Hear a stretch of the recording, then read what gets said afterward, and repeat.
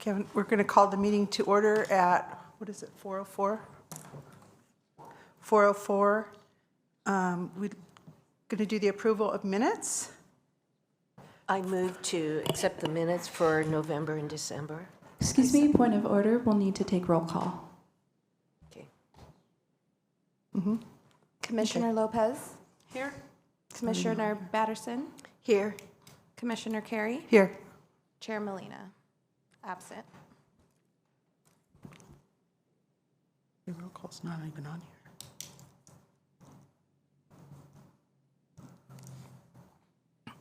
Okay, back to approval of minutes. I'll make a motion to accept the minutes for November and December. I second. Okay, we're going to have to divide. I wasn't here in November, so I guess it doesn't matter. We could still vote. You guys could just vote for it or no?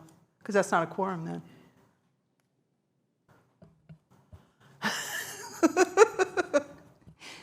You may vote on it even though you weren't here. Okay, I'm on it. Okay, back to your motion. All those In favor? who approve? So the clerk will call a roll call vote here in a second. We're training our new clerk. Okay, I wasn't aware of that.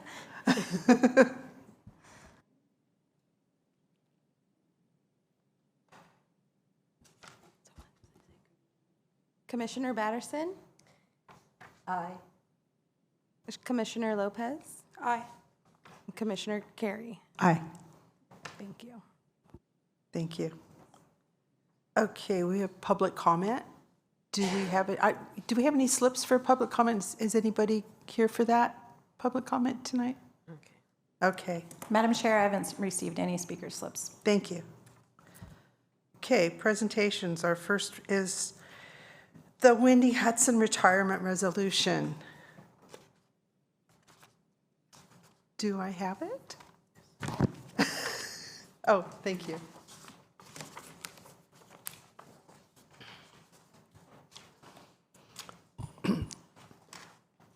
Whereas Wendy Hudson has been a valuable member of the City of Santa Maria since 2006, and during her 17 years of service, Wendy served as a lead staff member for numerous programs and events sponsored by the Recreation and Parks Department. During her tenure, Wendy served as Facility Specialist 3 and helped organize a significant increase of annual softball tournaments at Hagerman Softball Complex, which greatly contributed to the local economy. And she became the lead decorator of the Special Olympics VIP benefit dinners each year, which raised thousands of dollars. And in 2021, Wendy was promoted to the position of Recreation Coordinator and served as the main liaison to the Senior Citizens Club of Santa Maria, Special Events Coordinator, and the lead designer for the Christmas in the Country drive-through holiday lights experience in partnership with the Santa Maria Elks Lodge. Mrs. Hudson retired on December 28, 2023. The Santa Maria Recreation and Parks Commission wishes to thank and recognize Wendy for her lasting contributions to the community. Now, therefore, it is hereby resolved by the Recreation and Parks Commission of the City of Santa Maria that Wendy Hudson is hereby recognized and commended for her 17 years of dedicated service to the residents and businesses in Santa Maria, and we wish Wendy and her family well in their future endeavors. Passed and adopted at this meeting as soon as we vote, of the Recreation and Parks Commission of Santa Maria, California, held on this 13th day of February 2024. Thank you. So, And the clerk will take a vote, roll call vote. Commissioner Lopez, aye. Commissioner Batterson, Aye. Commissioner Carey. Yes, aye. Commissioner Carey, I'd like to say a couple words if I could. Unfortunately, Wendy couldn't be with us tonight, so I'll be sure to get her the video so she can see. I had the honor of supervising Wendy for most of her career with the Recreation and Parks Department, and unfortunately that resolution just doesn't do it quite justice, but we try. Wendy has been just a paramount fixture in our department, not only with internal programs, but big programs and big events, as mentioned in there with the Hagerman Sports Complex. For years, Wendy was responsible for bringing in softball tournaments to the area, and oftentimes could book the Hagerman Sports Complex 48 out of 52 weekends a year. Wow. That's a lot of heads and beds. So when we say thousands, we really mean hundreds of thousands of dollars. Wendy was also the lead decorator. The title's a little interesting for the VIP dinner dance. For those of you who know about the VIP dinner dance, it's to benefit Special Olympics here in our area.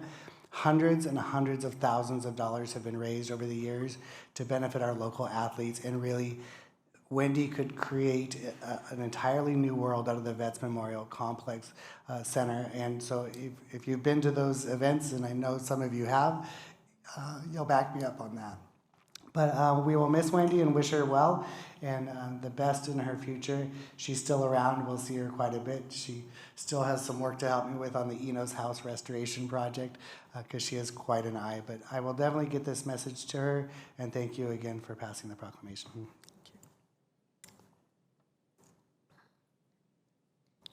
Okay. Okay, we're going to have a presentation for the Adopt a Road volunteers, and we're looking forward to that.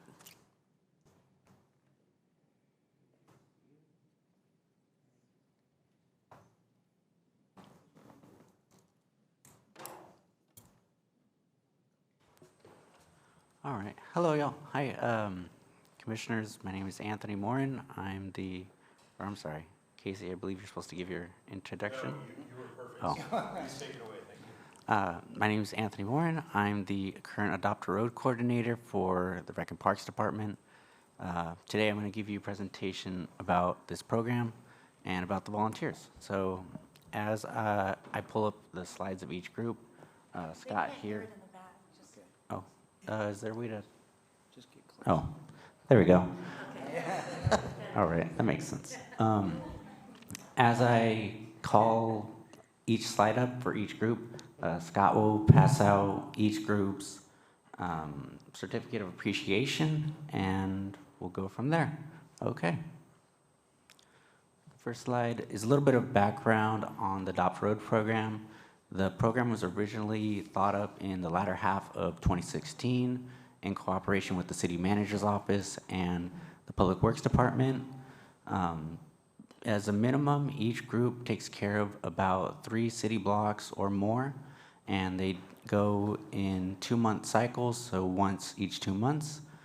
This current group manages more than 9 miles of sidewalks or right-of-ways and 20.72 acres of land, including Menominee, Fletcher, and what do they do? Adam Basin as well, and Buena Vista Park. We provide them with safety gear, vests, grabbers, trash bags, trash rings, and then hard hats we have for decoration, and free disposal of trash. The first group is the Minerva Club. They have been members of the program since January of 2017, and they cover the area of Broadway and Lincoln between Park Avenue and Cook Street.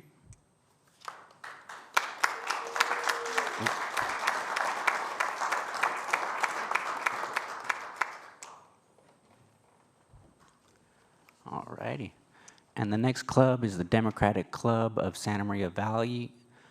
They have been members since September of 2017, and their area is Broadway between Main and McElhaney.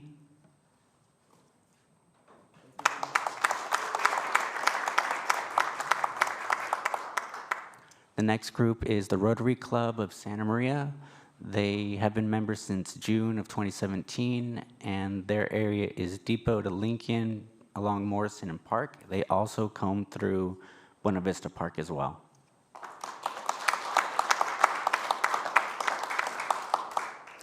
The next group is the Santa Maria Noontimers and Orchid Lions Club. They have been members since November of 2017, and their area is Broadway and Lincoln between Park Avenue and Cook Street.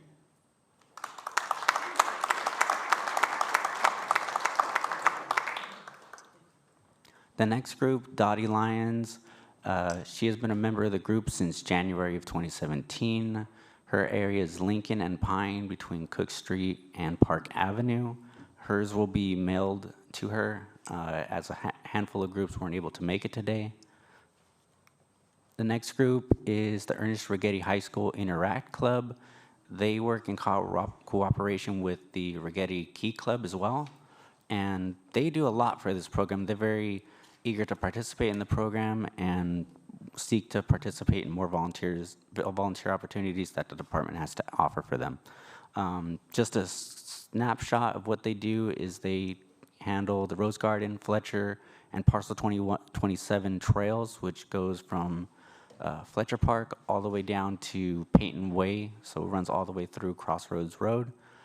They also manage 4 acres of parkland, which is Harvest Glen Park.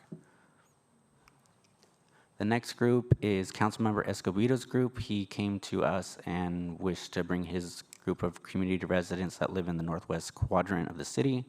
And they've been members of the group since June of 2021, and they covered the new trail that was put in from Taylor to Atlantic Place along Blosser Road. Oh, I'm sorry. The next group is Advanced Auto Parts. They have been members of the club since February 2020, and they cover Stoll to Inger along Broadway.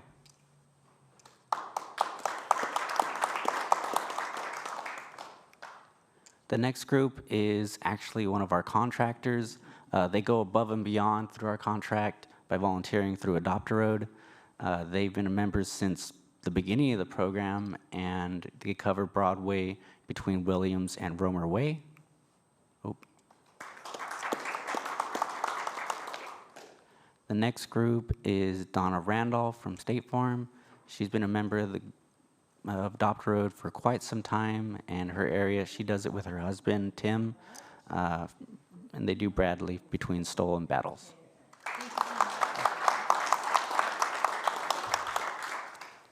The next group is Arla. She's our one and only group that does Adopt-A-Park. They've been members since February of 2020, and they cover Manami Park.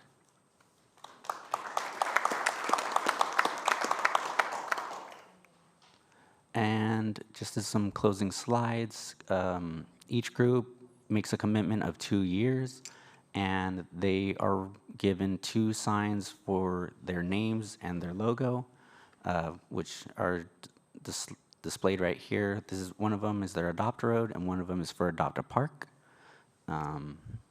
Ways to get started: we have flyers on our website that are downloadable, and then we have flyers to pick up in person at our Rec and Parks admin office, or you can reach out to me directly. And that's all I have.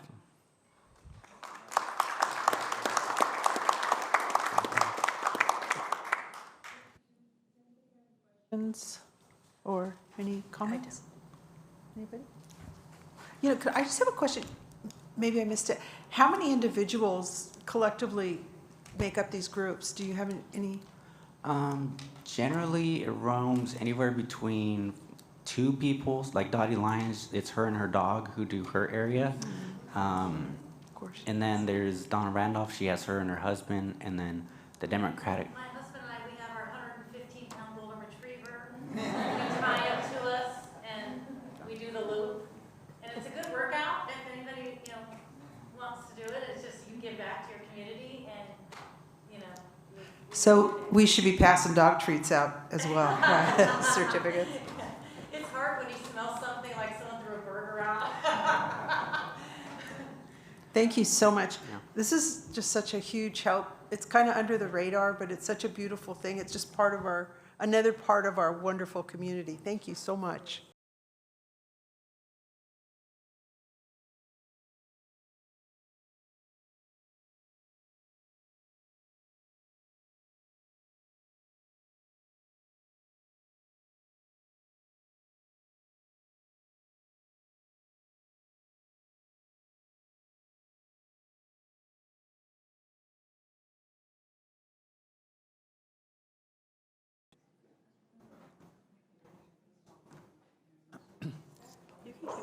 Yeah, I know.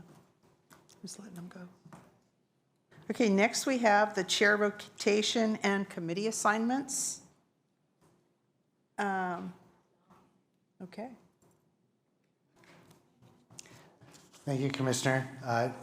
Commissioner Maleta is now here, so let the record reflect that he's here and he'll lead us in this next portion where we will rotate chairs. Thank you very much as your time as chair. You've done a great job, and it is time to rotate. So the rotation will now go to Sally Lopez. Commissioner Lopez will take over as chair for the rest of this meeting, and I'm sure that hopefully we can keep her prepared. And Jimmy, do you have any great words for Commissioner Lopez?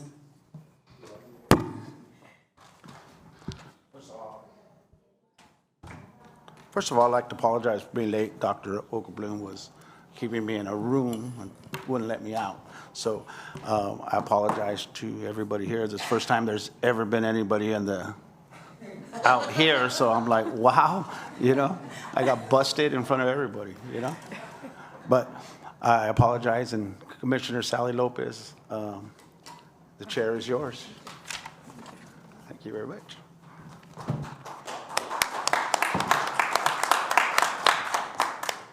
I have big shoes to fill, literally. Okay. Thank you, everyone, for having me here or rotating me as the chair. Thank you for being here. And moving on to agenda item 7 or 6, which is new business. We'll be discussing committee assignments. And Mr. Smitherman is going to let us know what committees are available and who is currently sitting on it, and we can in return deliberate as to who is interested in what committee. Thank you, Commissioner Lopez. Yes, we have 5 committees that members of the commission participate in. Some require a little bit more time and energy, and some require less. We'll try to go through those as we go through, and I want to thank those commissioners who helped me, who've been part of these committees for a while and remembering all of them. But the 5 committees include partnerships, which is a committee that helps us work with outside organizations as we develop new policies, practices, and procedures, as well as general overall partnerships within the Recreation and Parks Department. This is also the committee that will handle any type of resolution between sports teams and groups that we may have issues with, and will hear appeals during that process as well.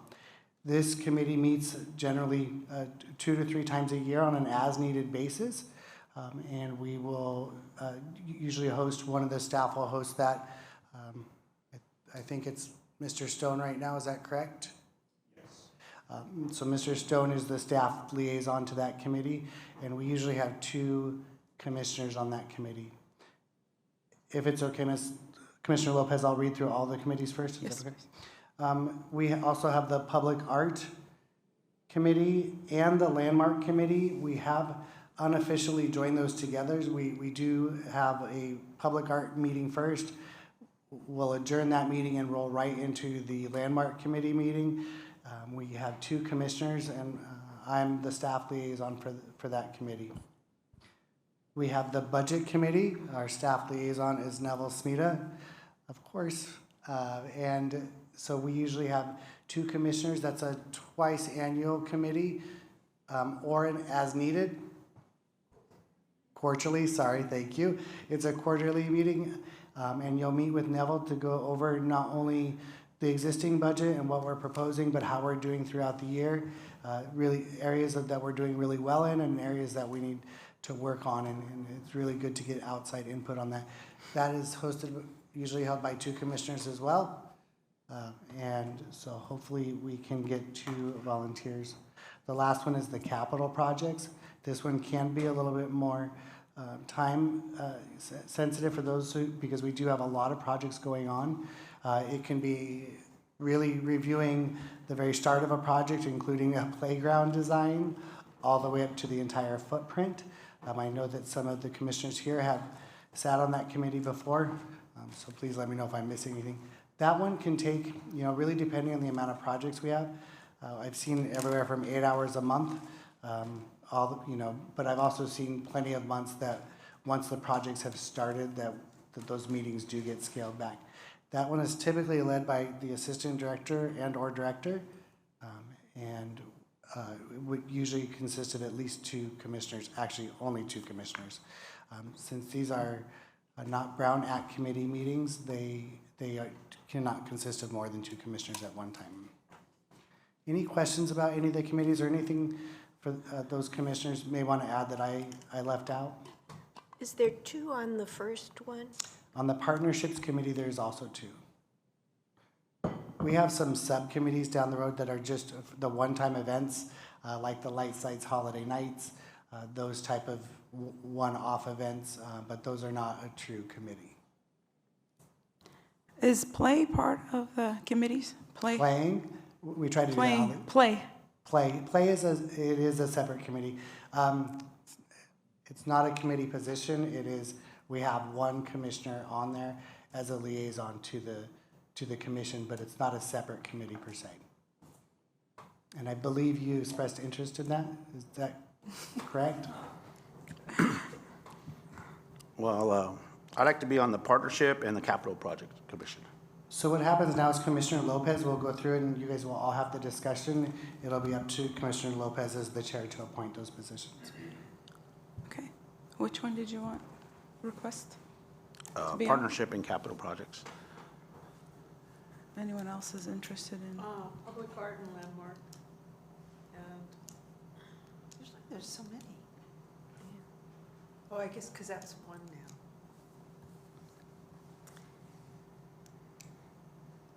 What about you, Commissioner Patterson? Public art and landmark, and, because nobody, if I'm not fired, I'll be on budget.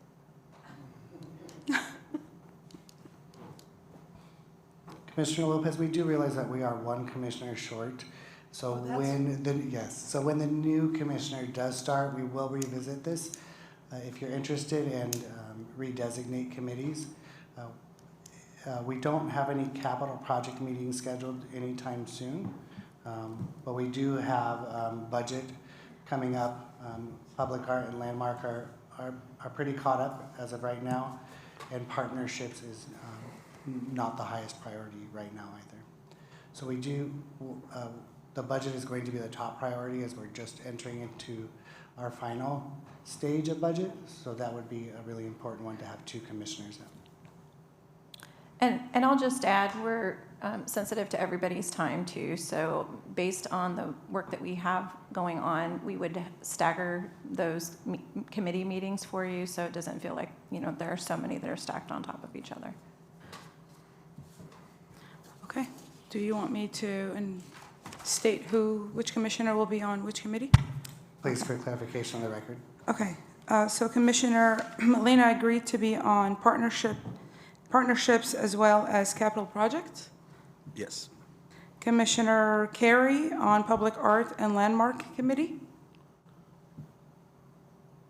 Yes? They're together. It's actually one. Yeah. Yeah. And Commissioner Batterson on the Public Art Landmark Committee as well as the Budget Committee. Okay. And I will nominate myself to be on the Budget Committee for now. What about the urban forest isn't a viable committee anymore? The tree committee, yes, Yeah. the what we used to call the tree committee. Yeah. It is not a specific designated committee, if I remember correctly, but Yeah. but we do have commissioners that attend, report back, and then the Okay. commission will vote on it. That was kind of an ad hoc for a project-related. Correct. Okay. Thank you. Okay, so moving on to item 7A, which is receive old business. Yes, question? I'm sorry, Madam Chair, okay. can I just clarify? For partnerships, we have only Mr. Molina. For public art, we do have Commissioner Carey and Commissioner Batterson, and same for Landmark Committee, Commissioner Carey, Commissioner Batterson. For budget, we have Commissioner Batterson and Commissioner Lopez. And then for capital projects, we have Commissioner Molina.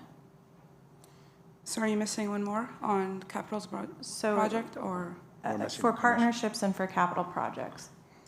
I just wanted to throw that out there. Yeah, you know what, it's not the same thing though, right? No, the Yeah, partnerships. that's what, because we used to call, didn't capital projects was like park development? Park development, correct? Yeah, I would do that.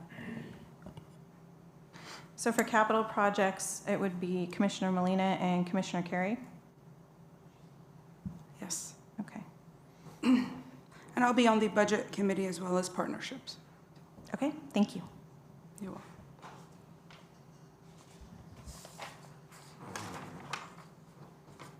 Okay. Agenda item 7, old business. Item A, receive the 2023 Santa Maria Citywide Parks Assessment Report. The recommendation is that the Recreation and Parks Commission receive a second presentation of the 2023 Santa Maria Citywide Parks Assessment Report to understand the current general condition of the park system. All right. Good afternoon, commissioners and staff. It's good to be here with you.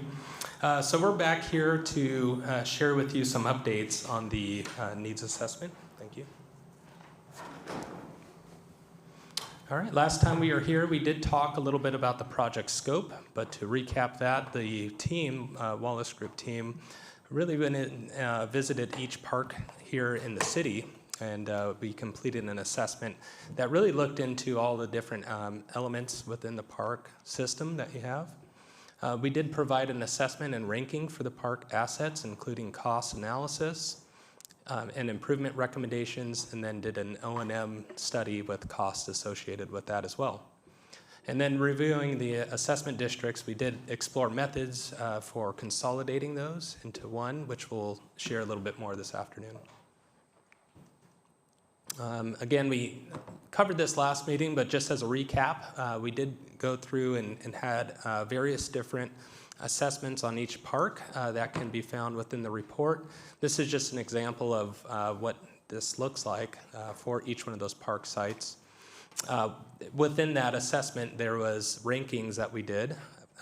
Primarily on the 4 and 5 is where we really looked at the different costs that would be basically kind of looked at for the overall upkeep of those items, and just to replace those. Items 1 through 3 are more so on the O&M and looking at some of those items that would need to be maintained to keep them functional.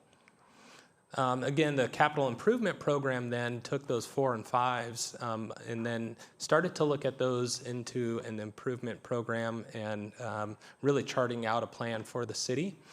Costs for 1, 2, and 3 rankings, again, were not established, but they did look into the O&M and some of these other future costs that may be associated with that.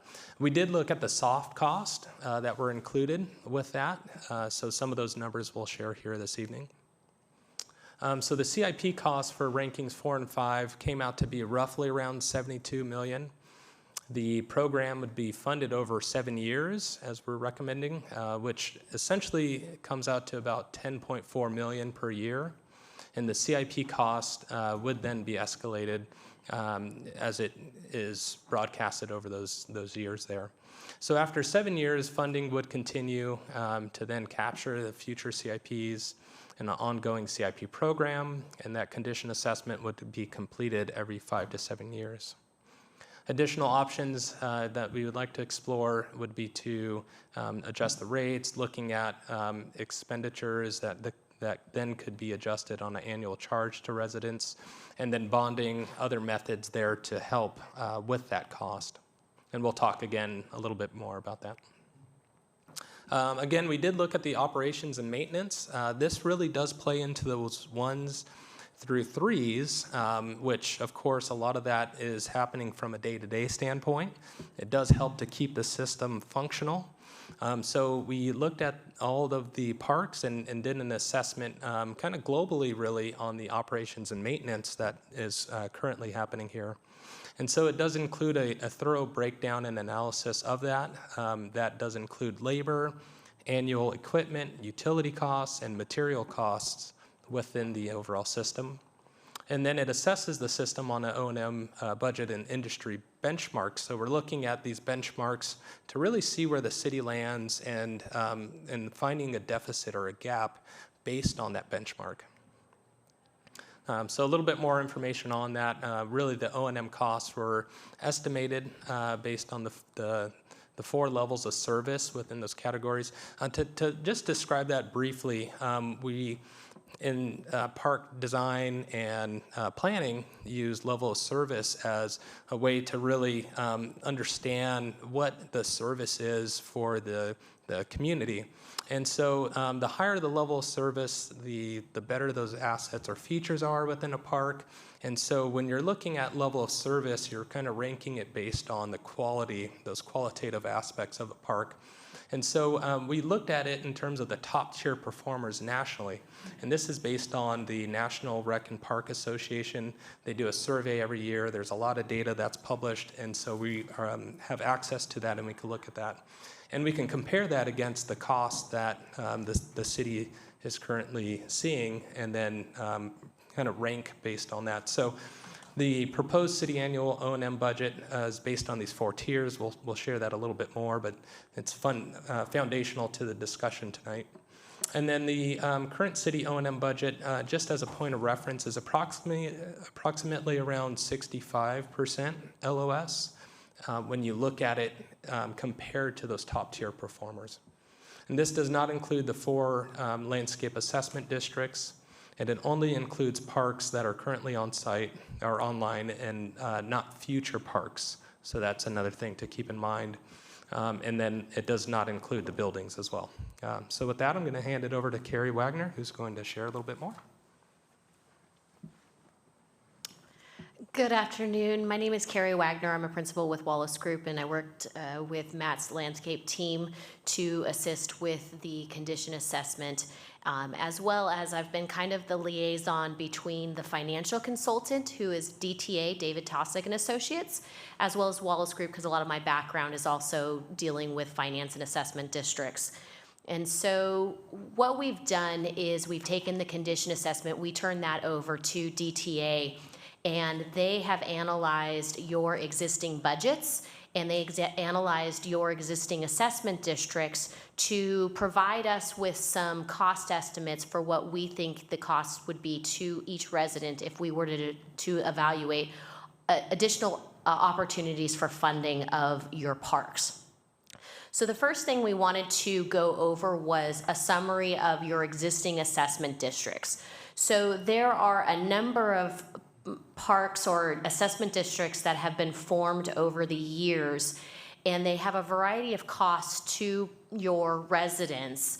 And this table here, and I know it's a little bit hard to read, but you have 4 main existing assessment districts, and then there's several subsequent secondary assessments on top of those. And the costs that you see within those are kind of on a per APN basis or per residential basis, or some of them are commercial. And so you'll see that there's a variety of charges between, I think it's like $185 per year, all the way up to like $800 a year that different residents are paying for services to fund assessment districts, to fund maintenance on various properties. So this is a summary, and unfortunately, I'm going to have to pull this one out because I can't read that from here.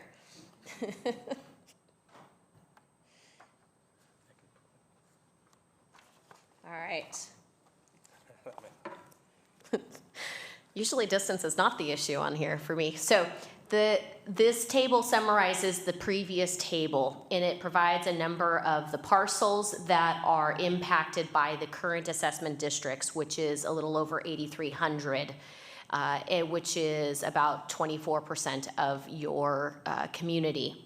And what they've paid, what their assessment is, and the total amount of revenue that is generated for this upcoming year. This is actually fiscal year 2022-2023, and it's about I apologize. What is 5 million? Yeah, 5.5 million, somewhere in that range. One of the things that I wanted to note here is that in the condition assessment report that we have prepared, that's in front of you, that document, it did not include a condition assessment on any of these properties that are included in this assessment district. So this entire analysis here, moving forward, assumes that the rates that are being currently charged to the residents for these assessment districts is adequate to provide service moving forward. If the commission decides or if the council decides, we can do a condition assessment on those to determine any additional capital improvement projects. But right now, we are making the assumption that these parks are in good condition and that no additional capital improvement projects are required and that the funding is adequate. Thank you. So moving on to kind of more the whole nexus for this condition assessment was to evaluate the opportunities to spread the costs of all park maintenance, all park capital improvement projects to all parcels within the city of Santa Maria. And so this is just a summary of the number of parcels that are within the city. So single family residents were just at 29,000, multifamily 16,500, commercial almost 46,000, and industrial just about 8,000. So we looked at, with DTA, we looked at 3 different options for funding the park's conditions assessment. The first one is to do a citywide assessment district for capital costs and the O&M of all parks. This option 1 does not include any of the assessment districts. So the properties who are receiving the assessment district funding charges, they would still remain intact, while in addition we would have all parcels within the city of Santa Maria would then be charged an additional assessment for all these parks online that we have for the capital improvements and the operations and maintenance. This option would also include general fund contribution, which would be required to cover the general benefit requirements for an assessment district. I'm going to go into the legalities of an assessment district versus a community facilities district a little bit in a couple of slides. So kind of maybe keep some of those thoughts of, well, what does that really mean here? And I'll cover that in just a few minutes. Option 2 is a citywide community facilities district, or a CFD, for all new capital costs and O&M of all parks and public spaces in the city. So the difference between this one is that this now will include and encompass all 4 assessment districts, so all public spaces that are being covered in the assessment district, as well as all the parks that are covered in the condition assessment. We would roll all of those funding cost requirements into one community facilities district that would then be shared amongst all property owners across the entire city. Within the assessment districts, the city funds $827,000 out of the general fund. Option number 2 includes continuing to make that general fund contribution to the CFD. Option 3 is very similar to option 2, except for it excludes the $827,000 from the general fund. So essentially, all city parks, public spaces are going to be paid for. All costs are borne by the residents. No contribution from the city general fund would be included. Within each of the 3 options that are noted above, we have provided the 4 alternatives, or we've provided 4 alternatives for operations and maintenance based on the level of service, what Matt has already discussed. So the 100% level of service, 85, 70, and 55.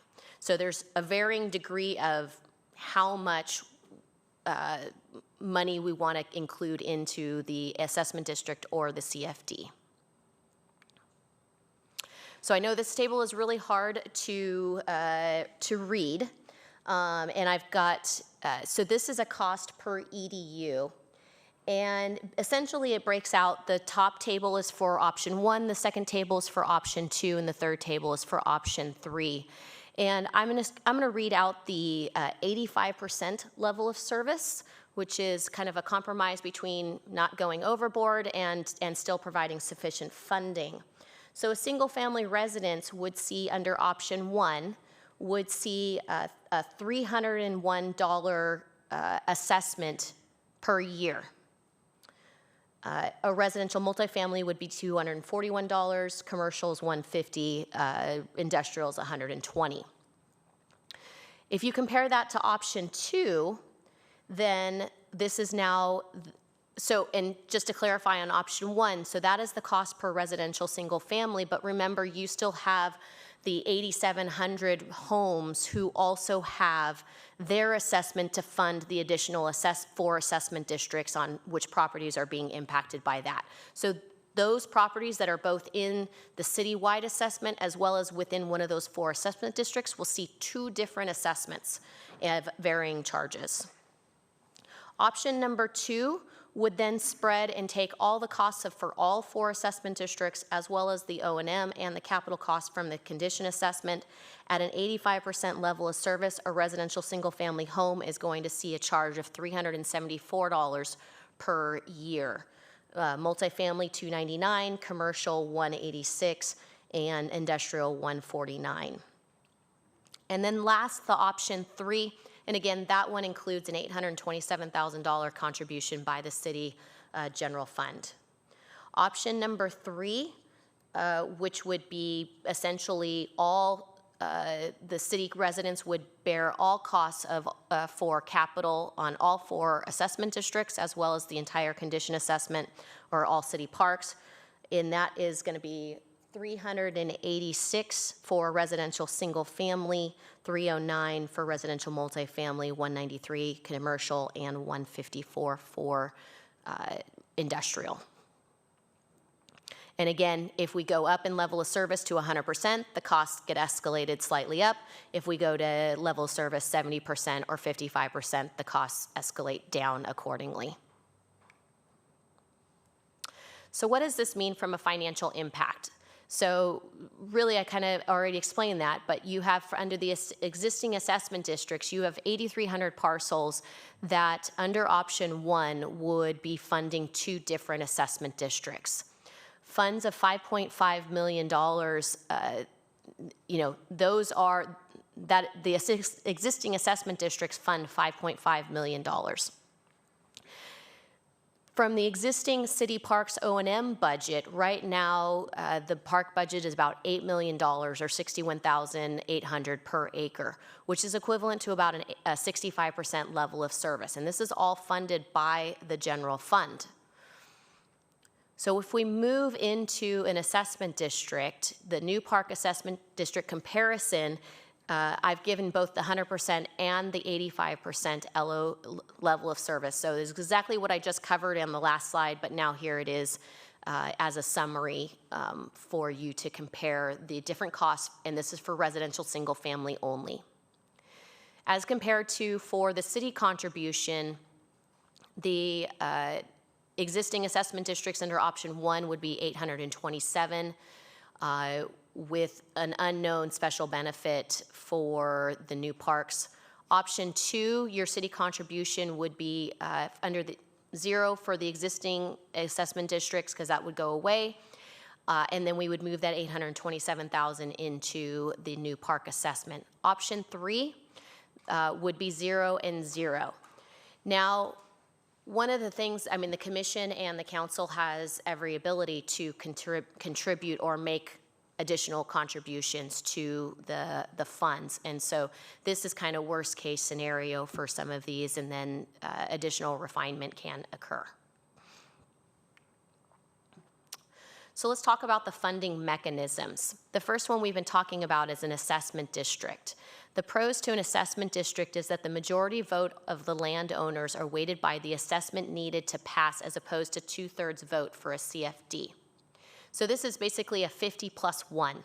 And it's based on your personal assessment. So if the assessment is $300, if a residential assessment is $300, your vote is worth $300. And it's a majority vote. And so it's 50 plus 1. So if we have $10 million worth of an assessment out there for, all of the costs, then it would be 5,000,001 is what would be required to pass an assessment district. The burden or the con for an assessment district is that we do have to show that there is special benefit for an assessment district, which means that essentially the assessment itself is a special benefit to all properties. And so we have to show what that relationship is for a special benefit versus the general benefit. And there is the general benefit that you have visitors that come into your city that will use your parks. And so those costs that are borne by that general benefit will then have to be covered by the city. A community facilities district does not require that strict benefit of the special benefit for like it does in the assessment district. A CFD special tax can be levied for general benefit. The difference is that a CFD requires 2/3 votes of the registered owners, assuming more than 12 registered voters. So it is a much more stringent voting requirement. So instead of 50 plus 1, you now have the requirement that you have to get 2/3 vote, 67%, which is a bit more challenging when it comes to taxes and levying taxes. So the staff recommendations is that the Recreation and Parks Commission receive the second presentation for the 2023 Santa Maria Citywide Parks Assessment Report to understand the current general condition of the park system, and that the Recreation and Parks Committee approve the 2023 Santa Maria Citywide Parks Assessment Report and refer it to the City Council for further discussion. In terms of next steps, staff moves this presentation to the City Council to consider possible funding alternatives for an all-city park fund, either option 1, 2, or 3, as discussed previously. And we would include the review of a level of service, either 100%, 85%, 70, or 55, or some other level. These were just the benchmarks that we were using. Staff seeks council's direction on moving forward with an all-city park funding mechanism and funding process. One of the things that I also just wanted to reemphasize, which Matt went over, is that there are other ways that we can adjust these costs on a per parcel basis. As Matt said, we have $70 million or over $70 million worth of capital improvement projects that were identified. And we, excuse me, we budgeted those out over a period of 7 years at $10.4 million. We can evaluate whether, and that was really a representative time that it was critical in order to achieve getting these level 5 and level 4 projects completed in a timely fashion. We can spread that cost over a 10-year period, a 15-year period. We can reduce it down to a 5-year period, and we would increase costs. We can also look at options for bonding, which then we would be able to generate all that revenue up front, but then the costs would be borne over a 30-year period, and ultimately you would be paying more money than what if you were to do it as pay-as-you-go. So there are different things that we can evaluate in terms of being able to reduce or increase the cost per residential parcel. And that is definitely something that can be evaluated, but this is kind of the staff's direction on what they felt was the best options for moving forward and what could be palatable from a residential standpoint for being able to provide high-quality parks and maintain a level of service that is needed for your residents. So with that, I'm open to any questions and further explanation on anything that might not make sense. Well, I just had I noticed that Las Flores is not included. Is that because it's outside the city limits?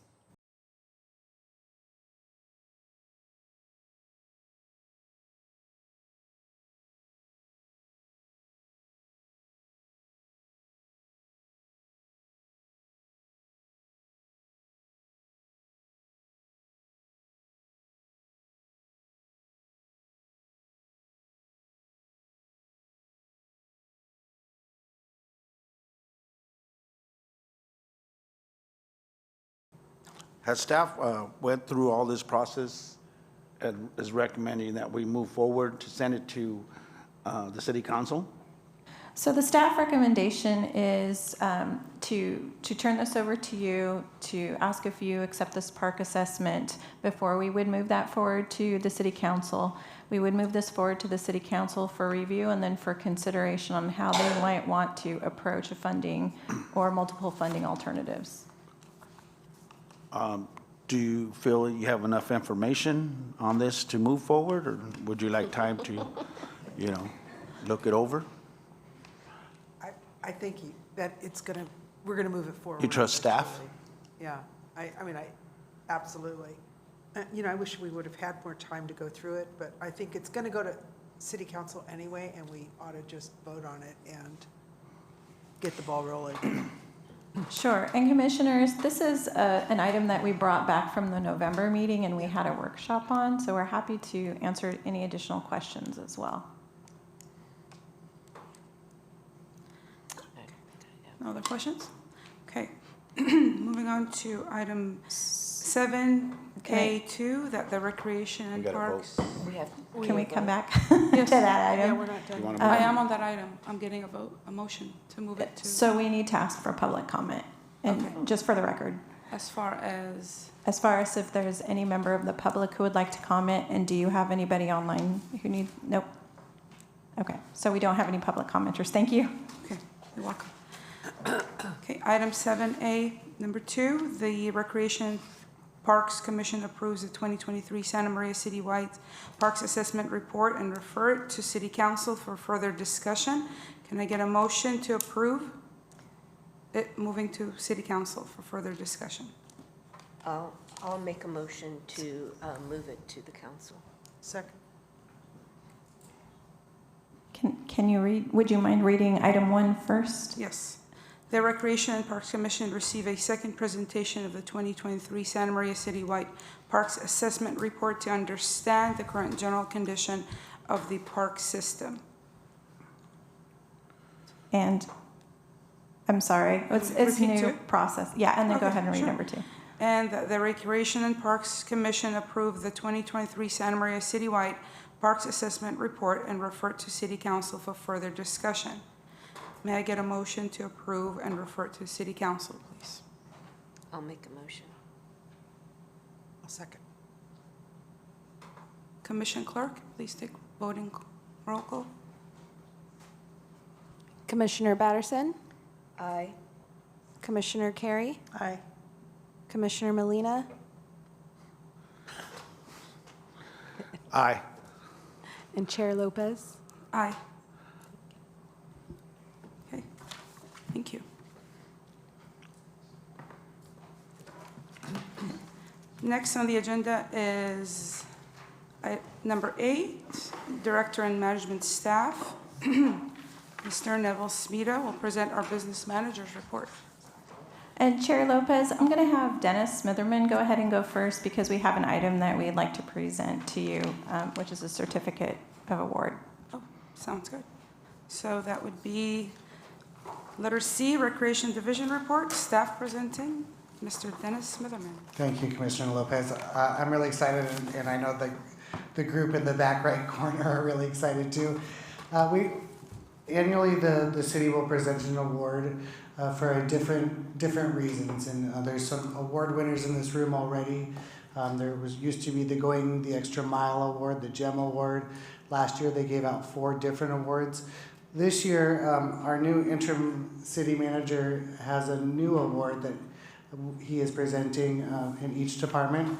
And this year, the city manager developed an Employee of the Year award. So this year, we got to work as a management group, and the process will probably change for next year, but this year we got to work as a management group to really pick out an employee that not only has gone above and beyond, because this group is notorious for that, but really even stepped it up from that benchmark. We're really excited, and it was a unanimous decision to nominate Eduardo Marquez as our 2023 Recreation and Parks Employee of the Year. Eduardo, if you could come up.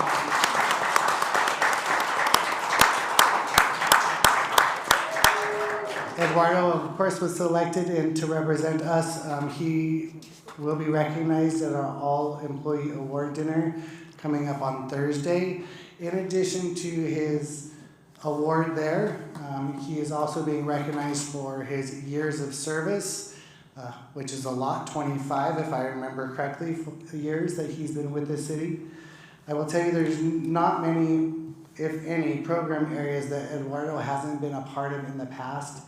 That can be anything from running aquatics and sports, which are his forte, but he's worked with our seniors, he's worked with special events, and so many other areas, and has played a major, major role in the department. We want to thank him for all of his hard work that he's done throughout the years, especially these last 3 or 4 with everything that's gone on. He's really gone above and beyond. Above and beyond. So, Eduardo, thank you again. We appreciate you every day, and definitely deserve this award. Congratulations.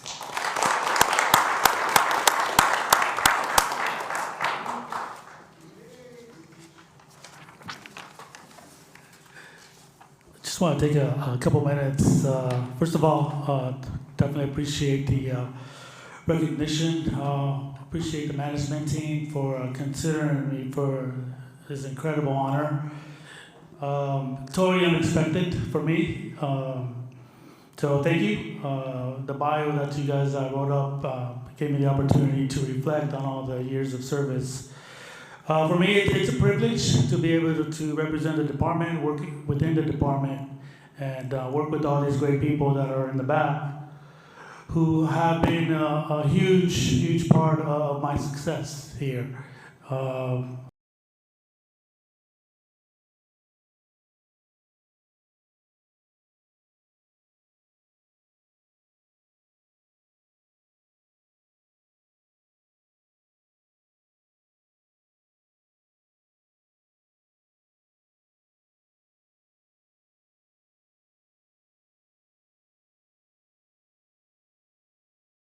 I'm humbled by the recognition because my mindset has always been to be a team player. I grew up playing sports my whole life, so working for the Recreation and Parks Department as an adult was a perfect fit. I feel I have a passion, and I hope that I've been able to present that day in and day out. So incredible honor for me personally. I do want to thank again my teammates in the back, because they've been with me every step of the way. Every program that we've done, whether it be a special event, sports league, you name it, they're right there with me day in and day out. So completely appreciate all your support along the way. And last but not least, I want to recognize publicly my better half, who's sitting back there, Maria Gonzalez. And she's also been there with me all along, from the beginning of my career with the department. She's obviously has heard all my triumphs, all my challenges, all the frustrations along the way.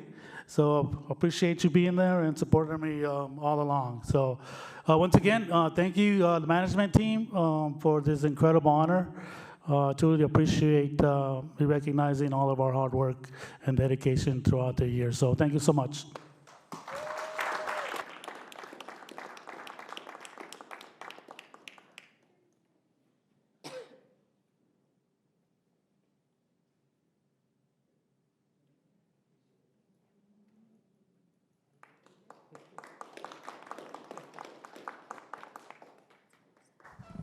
You guys are free to go. And thank you for coming. Hey, before you go, I'd like to say a few things about Mr. Marquez there. I think it's been 25 years, you said? And I remember when he first came into a girls' softball meeting, young man, didn't have no gray hair at all, you know, so. He's always been a quiet, mellow guy, so it took a lot for me to get him going, you know, and he's always been incredible to the program and for City of Santa Maria. He's what it should be, employees. He's outstanding with the kids. He's always been there for any question and always supported me and always sent me the right way, who to talk to, which program to go through, and how to get around the red tape, and so I appreciate you, and this community appreciates you so much, Mr. Marquez. Thank you.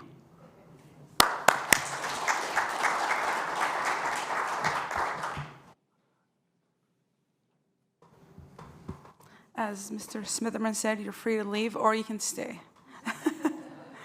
Are we going back in order? Or would you like to go? Let's go back in order. Business Managers Report, staff presenting, Mr. Neville Smita.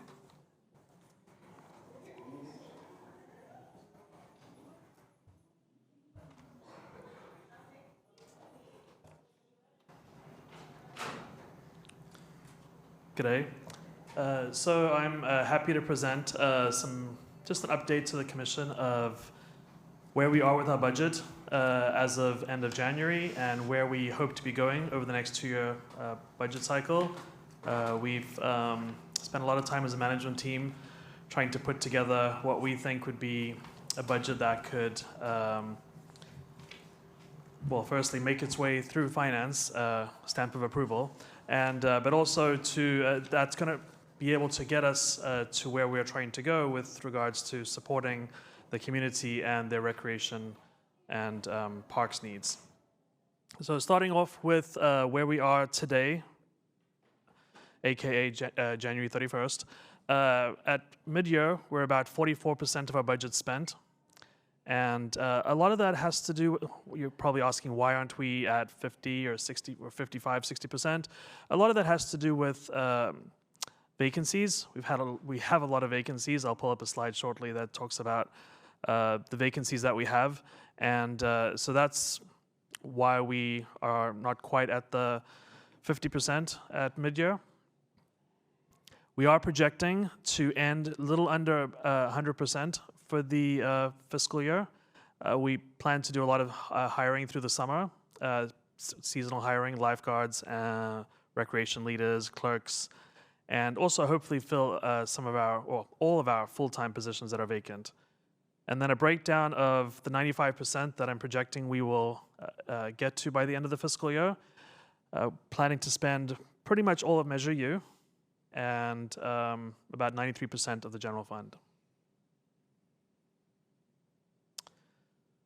And as I shared a moment ago, last week, maybe the week before, we submitted our budget to the Finance Department for their first review. And this is a comparison of what was actually allocated to us in this last 2-year cycle. Oh, let me back up. So we submit a 2-year budget submittal, and we have an opportunity at the mid-cycle, so at the beginning of year 2, to make some changes. But mostly we ask for, this is what we want for the next 2 years. So in the first column, you'll see what was actually given to us. We had asked for just under $70 million worth of money, funds, budget to cover different projects and the general needs of the population related to parks and recreation and parks. This year we're asking for a little bit more, almost $80 million. So one of the questions that you might be asking is, what will that extra $19 million that we're requesting get us? Well, assuming everything is approved, this is what this $19 million may give us. Staffing. Staffing has been a hot topic in our department of late. We have a lot of vacancies. We're competing with the private sector who are able to offer types of pays that we are not able to offer. And so we find ourselves running a lot of recruitments and not necessarily getting the return on that investing in our recruitments. And so we are hoping that we'll be able to address things like maybe being able to change the hourly wages for our limited services staff, our seasonal staff. We think that would be a good thing. It would be encouraging and incentivize those potential applicants to work for us. We're also finding something out that we have a lot of parks that have gone online in the last few years, and we have plenty more that are coming up in the next few years, but we haven't added staff commensurate to the number of parks that have gone online. And so It's something that we're going to need to address to make sure that we are still able to keep up with the maintenance of the parks that we have now and the ones that are going to be going online. Again, with new parks and upgrading some of our current parks and facilities, we're going to need more equipment. And so we're requesting some more trucks, some other heavier equipment, and even light equipment and tools that's going to help us to be able to maintain the new facilities and also our current facilities. The big one, as you know, which will still a few years out, is the sports complex. We're starting today to request funding to be able to fund staff and resources such as equipment and tools, because that's going to be it could be a standalone crew that operates out of that sports complex because of the size of it. Other things that this $19 million, if approved, will get us, it allows us to replace lighting and some of the features at the aquatic center. A lot of our hard courts and playground structures are in disrepair, and so that's going to help pay for resurfacing and upgrading and maintaining our playground structures, facilities and buildings as well. We have some issues with the pond at Prescott Park. Upgrading the lighting at Elks Field, replacing score booths, and some of the aging canopies at city parks. It seems like the common theme is that a lot of maintenance has been deferred over the last few years because of funding. We're almost at that place now, I think we are at that place now where we can no longer defer. We have to start making some upgrades and rehabilitations and renovations. Some capital projects which you're aware of, which I think we've been talking about for at least over a year. The ADA barrier removal at Seamus Field is going to cost in the ballpark, did you see what I did there? In the ballpark of about $1 million.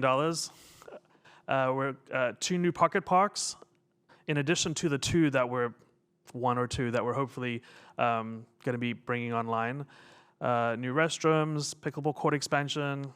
There's a whole list of capital projects that we're hoping to either start or continue over the next 2-year budget cycle.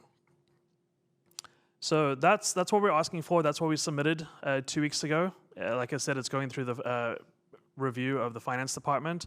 We'll have an opportunity in about 2 months, I believe, for the department to be able to interact with the finance department and have discussions on high priorities, which of course we think everything on our list is high priority. And basically, hopefully decisions will be made that will allow us to be able to accomplish a lot of what is on the list of items that we're requesting additional funding for. And then the last slide, just a staffing update. So a little bit of hiring. We also lost a few employees over the last 2 months, December, January. We're continuously trying to recruit. But as I shared earlier, we're competing with the private sector, and we're not able to keep up with the wage increases that private organizations are able to offer. These are our current vacancies, and if any commissioners have anybody who thinks they would be great fits for a laborer or a marketing coordinator or even a ranger, which is a really fun position, yeah, please send them our way. But we're going to continue to market our positions and try and recruit, and yeah, just doing the best we can with our recruiting. All right, that concludes my presentation. Do any of the commissioners have any questions? Thank you, Mr. Smita. Thank you for breaking this down for us.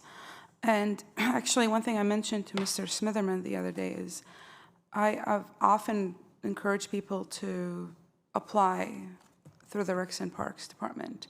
Everyone that comes to me looking for a job, I'm like, apply through the Recs and Parks Department. So you know what they're hiring for, so I recommend the same thing.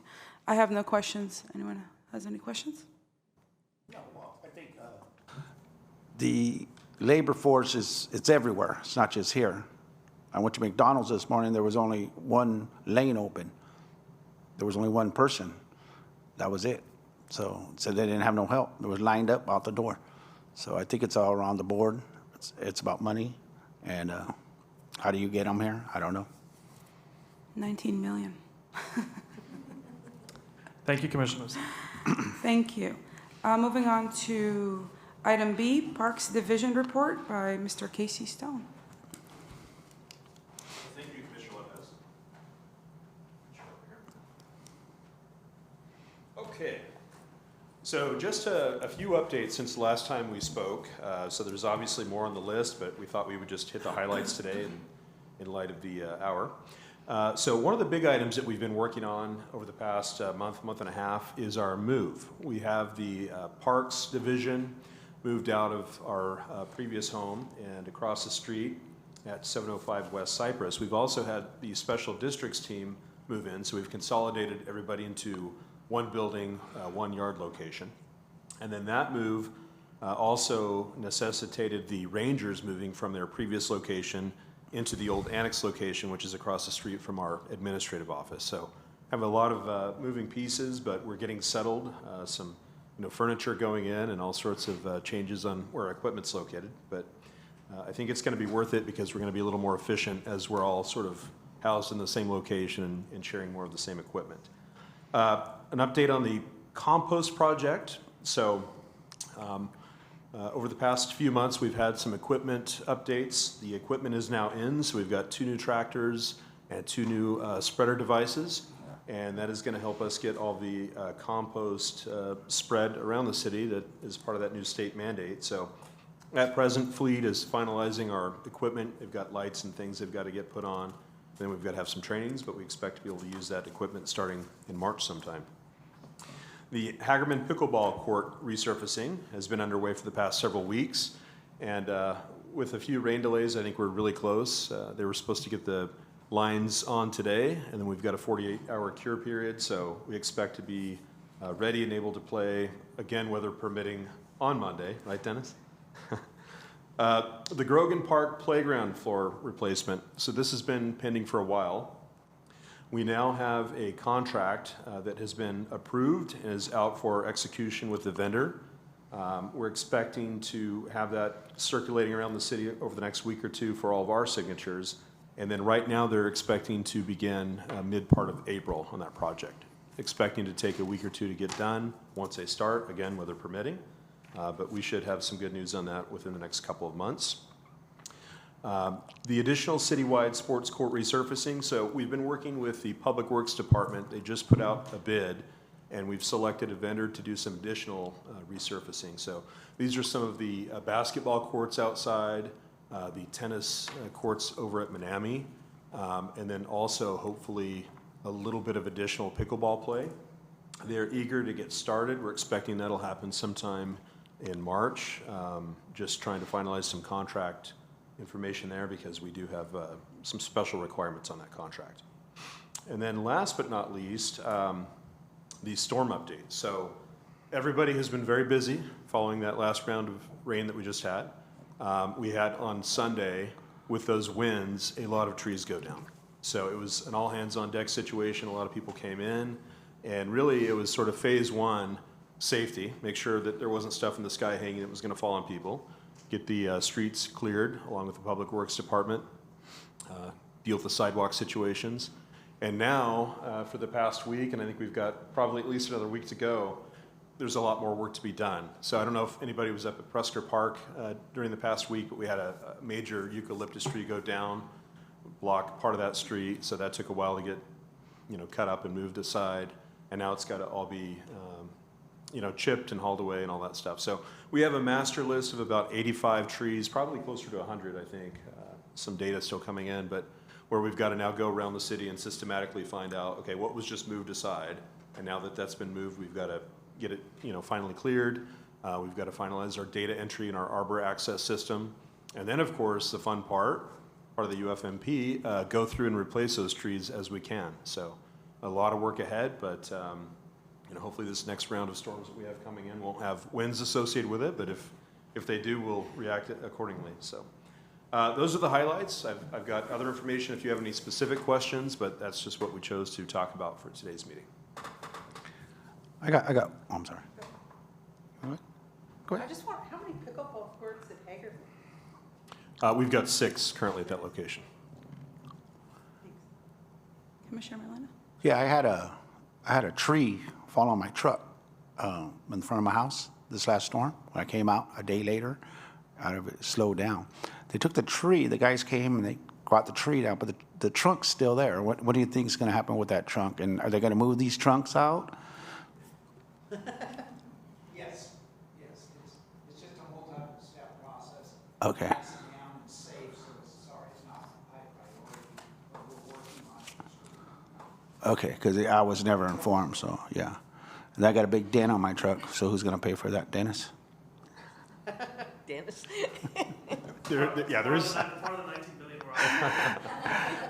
Yeah, it just missed my truck barely, and it had a little dent there prior, and the guy says, "Did that dent come from there?" And I said, "Yeah, let's see if the city pays for it." There you go. Commissioner Merlina, are you going to plant a tree?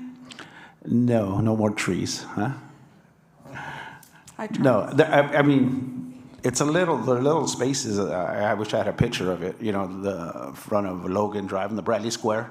It's right in that area, and it was just a little tree, and it just came down. It had a lot of leaves on it and stuff like that, but it had a lot of trunk, and it seemed that those trees in that area too are a lot weak.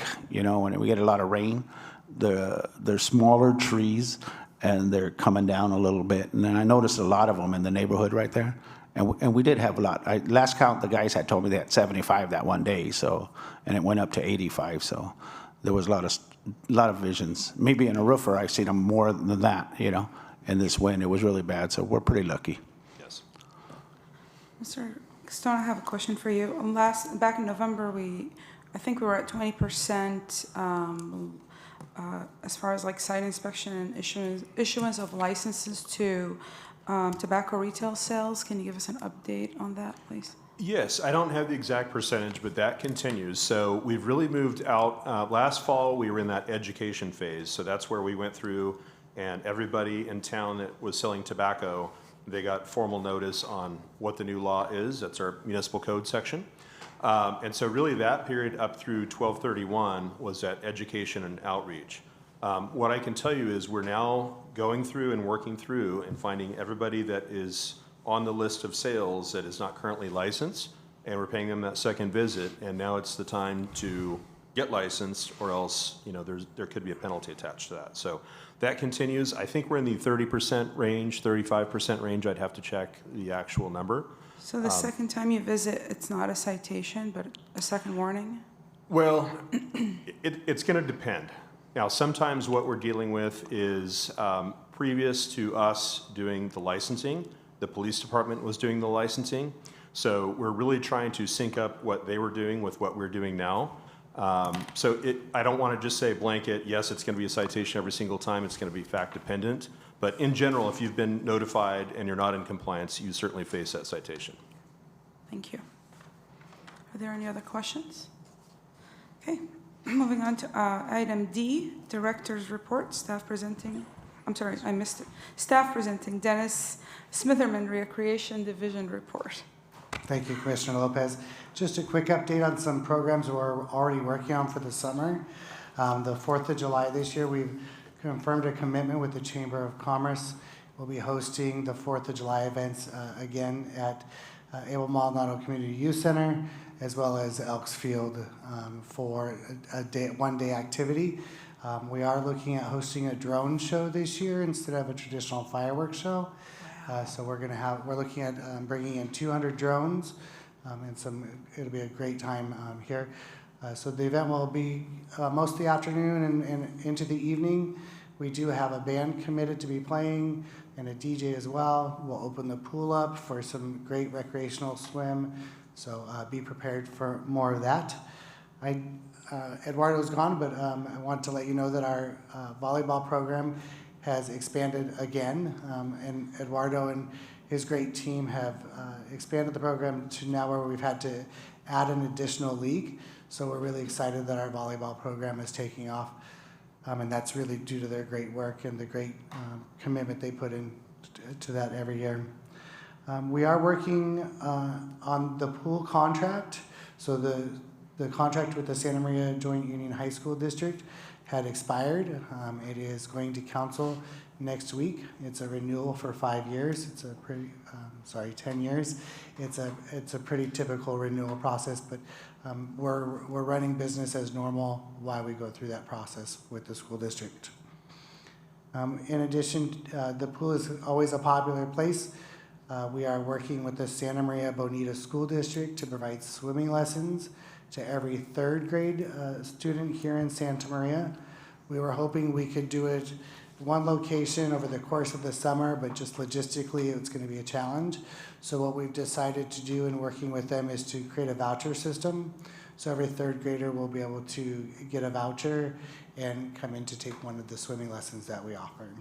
It actually works out really great for both of us, so it's a great way, and I'm glad Eduardo's not here for that. So, and then this summer we have Los Flores Ranch Park hitting 15 years. We're really excited about. Susan's gone.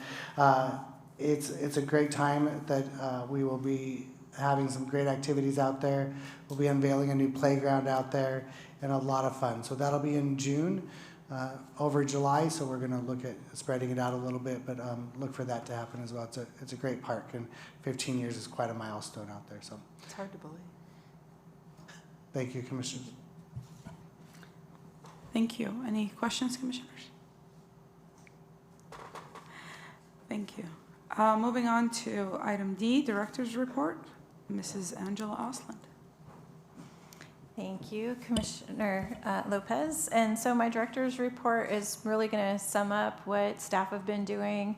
As you've heard, we've done quite a bit of storm cleanup. That's been quite a concentration for the last couple of weeks, and then preparing for the coming potential storm. Recreation has been pulling together quite a bit of programming and shifting around as staffing is in flux, we'll say. But in terms of the organizational assessment that we talked about earlier last fall, that is wrapping up, and so we'll have some recommendations that we'll pull together and sit and talk with HR and with our city manager and how we move forward with making some adjustments. The priority for us, this is what we'll be working on largely internally, is supervision, making sure all of our staff have adequate and appropriate supervision, and that we can centralize some of our administrative services. So you'll see a little bit of shuffling around when you come in and see our staff, but really it's the end of optimizing and creating more efficient workflow for staff so that the rec people can get out and do the fun rec stuff, and our parks people can get out and do the fun park stuff, and our admin people can do the fun budget stuff that they really love to do. So it's all in the right spot. Some status on some general items. So Seamus Field, I know, is something that's been an ongoing request for information, and that ADA project is under design. We had surveyors come out and survey the property, take a look at the property this week, and they will likely do that for the next little bit of time. So it's approximately somewhere between 5 and 10% of design. Design is likely going to take a little bit longer because there are a number of challenges that they face with the terrain and the fact that it is a basin. But we hope to have that design wrapped up, I'd say, with between 4 and 6 months. And as Mr. Smeda mentioned, that's an item that we did put into the budget for the coming budget cycle. So that's a priority project for us so that we can get that field opened again. And again, I know that's something that the community is really focused on, and so that is a high priority for us. In terms of other projects that we have going on, the sports complex project, the designers are working, in fact, one of the designers is here now, working towards 100% design. We're very excited. The themes have evolved. The playground theme is railroad themed, so we hope to bring that to you for a more formal presentation before we get started with the award. I hope the award will happen this summer. And so we're continuing to move forward at a quick pace to see it come to realization. In terms of the Enos Ranch and Japanese Community Center project, I'm sure if you've driven by there, you've seen quite a bit of construction. So phase 2 is starting now, which means the new contractor will be getting out there and pouring some foundation. And over the next several months, we'll start to see the community center become a community center. So keep your eye on that, and we'll bring that back to you as well for some highlights. Above and beyond that, again, we have multiple projects that are ongoing, and upcoming on next steps for us will be to take the Urban Forest Management Plan to the City Council. That's happening in the second council meeting of March. And then we'll bring back the Parks Assessment to City Council the first week of March, which is, I believe it's March 5th. And so Wallace and DTA will come back and talk with them about what you've heard, and then we'll ask council for feedback and direction on how they'd like to pursue both with the Parks Assessment and with the Urban Forest Management Plan. And with that, I'll open it up to questions. Any questions? Thank you. All right. Moving on to item 9A, commissioner items, oral official business conducted by a commissioner. Would anyone like to share update from committees or any official business? Really done anything? Yeah, so a few things. Well, I didn't mention it, but the drones, if you guys haven't seen the drones, they're amazing. They're just, we were at a bunch of concerts in San Francisco, I don't know, recently, and the drones were just, I mean, they just put those old fireworks to shame. They're so cool, and they're just, ours was well, I'm married a deadhead, and so it was these dead shows, and it was like they brought tears to everyone's eyes. They were so beautiful. They were just so, and they're quiet. They don't make any noise, and they don't stink. It was just really great. So I'm so excited to hear we're doing that. Shocking, but it's good. Anyway, in December, I was just going to throw it out there. There's a couple things. Well, there's a lot of things, but after we did the judging, we finally got to get the categories for the judging orchestrated or figured out, and they're basic and they're easy, and it's going to make it a whole lot easier in years to come for the judging, which is a huge thing if you do it every single year, and some of us do that.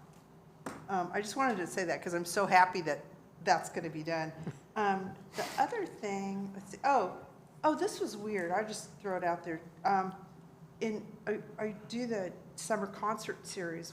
Scott and I are on that committee somehow. But where we pick we help choose who's going to do this, what bands we're going to do. And right before December, Wendy she sent the list, and we're usually kind of ragtag about it, and yeah, we'll do it. And she sent this, I think we had 21 this year, or last year, to choose, and I just thought, oh, that was nice, you know. And then I got a thing, and she says, well, we need it tomorrow. So we're listening. I don't know. Yeah. Anyway, so that was kind of cool to get it done, but it's kind of sad that she was leaving. She didn't say, oh, it's because I'm retiring. Anyway, community interest items. There's a couple things. Somebody brought me a book from SLO, and it's just something I think we should throw out there to do for the Landmark Committee, but as a committee, we can talk about it at some point. But there's San Luis Obispo has a really cool book of their landmarks, all their landmarks. And it kind of reminded me of the website you did of our art, our public art, and that maybe we could do, not a book, we don't need that, but do a website, and it would kind of maybe go with the chamber too, because it would be a selling point, because a lot of people appreciate that. And the book is really cool. I actually, in my car, I brought it. It's out there. There's another thing. There's been a lot of loose dogs around my house on Seaward, on the Tomer Banksky Trail. I mean, an inordinate amount of loose dogs, which means that there's piles of stuff because, if your dog's loose, you're not going to pay attention to what he's doing up there. So, I just want to throw it out there if anybody can think of anything, because maybe signs, I don't know. I don't know what to do about it because it's really, really horrible. And if it's horrible in my neighborhood, it's probably horrible in a lot of neighborhoods. So it's, a citywide problem. Anyway, that's it. It was just, thank you. I'd add something. So I'm on the Block and Grants Advisory Committee, and we're in the process of deliberation as far as approving grants for organization. And I bring this up because Works and Parks has applied for a grant, and they'll find out real soon if they'll be able to get a grant, but it's for the sports complex, so hopefully it'll be something in the works for you guys. So, any other questions? Comments? My turn? Yes. Just a few things. Like I said, we went through all the fields out there. Everybody took a beating out there, but it got cleaned up pretty good where I was. So the fields were a lot wet. Even right now, they're still wet. So, but I think that most people are respecting it. It's kind of staying off the fields and stuff like that. So I think they're in really good condition still right now. And as far as Robin Ventura Field, I've seen that. I've been walking around that. That's been coming around a little bit. So we're getting closer to fielding that and coming into that program right there at Robin Ventura.